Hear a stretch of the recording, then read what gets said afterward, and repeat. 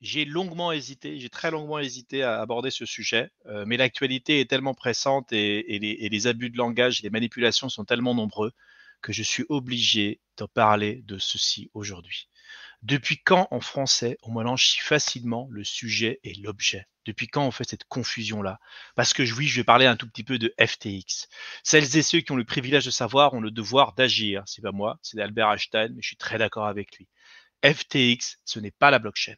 Et FTX, c'est sûrement pas Bitcoin. Donc à un moment donné, j'ai horreur de lire celles et ceux qui tordent les faits pour les faire mentir et pour pouvoir servir leurs intérêts de communication. Il est donc de notre devoir de protéger celles et ceux pour avoir les bonnes clés de lecture, pour comprendre bien les choses. Une fraude financière, qu'elle soit en dollars ou dans l'univers des cryptos, est avant tout une fraude financière. En 2008, Bitcoin a justement été la réponse pour ces pratiques-là, justement la réponse à ça. La blockchain est une réponse à l'opacité financière. La proof of work est une réponse à l'argent qui ne vient de rien. Si Satoshi était dans sa tombe, je pense qu'il s'y retournerait. Et en l'occurrence, s'il est en vie, je pense qu'il se retourne sur son sofa pour pleurer.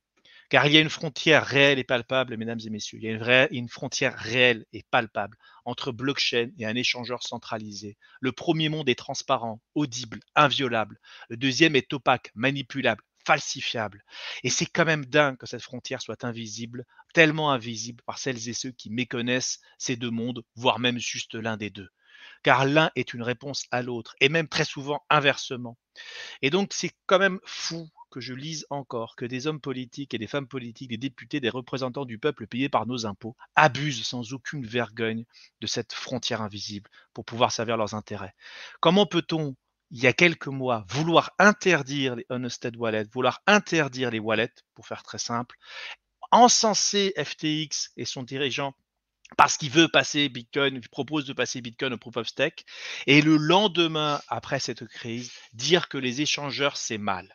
Comment peut-on dire que les échangeurs, c'est mal, alors qu'on se bat avec autant de vergogne pour rendre impossible et invivable judiciairement les outils qui permettraient aux gens justement de s'en passer?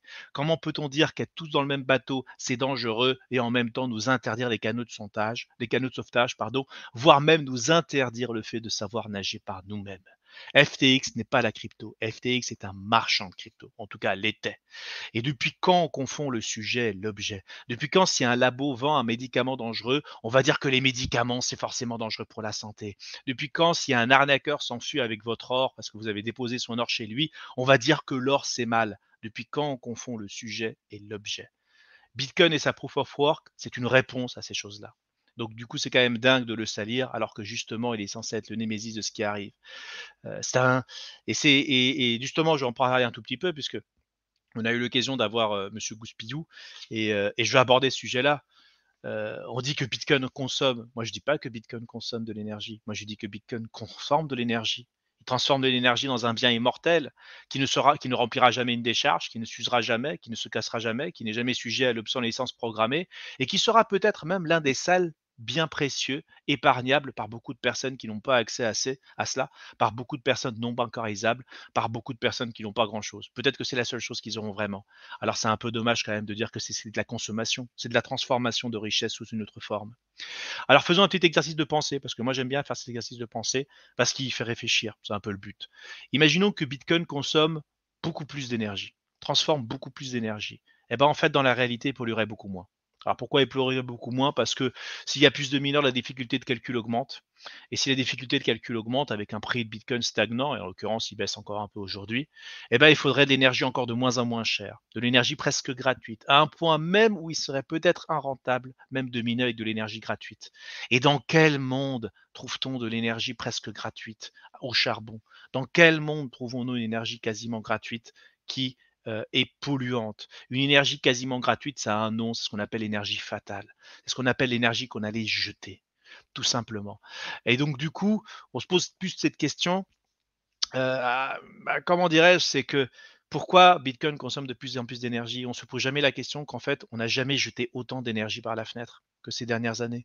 On n'a jamais produit plus d'énergie qu'aujourd'hui et donc du coup, dans cette énergie-là, il y en a bien sûr quelques-unes qui est en surplus, parce qu'il faut tourner les turbines, parce que l'énergie intermittente n'est pas toujours bien gérée, et parce qu'on surdimensionne à juste titre des installations électriques en attendant de les raccorder, en attendant que tout ceci se mette en place.